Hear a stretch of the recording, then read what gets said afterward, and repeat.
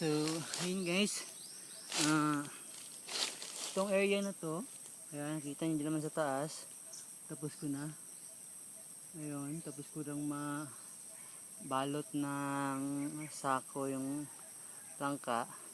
May part ako dun na hindi ko pa natali kasi sobrang daming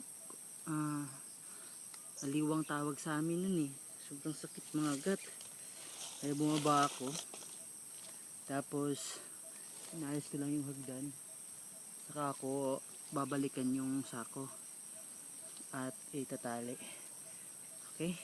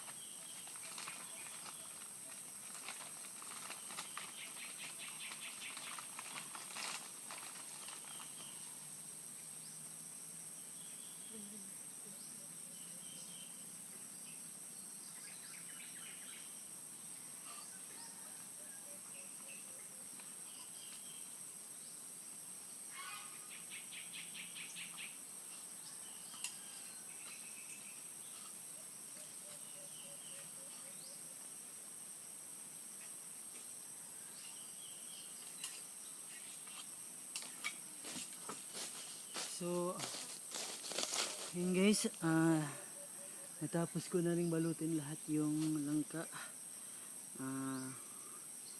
Sana hindi masisira at hindi malalaglag para mahinog ng maayos ang langka. So, yun lang guys.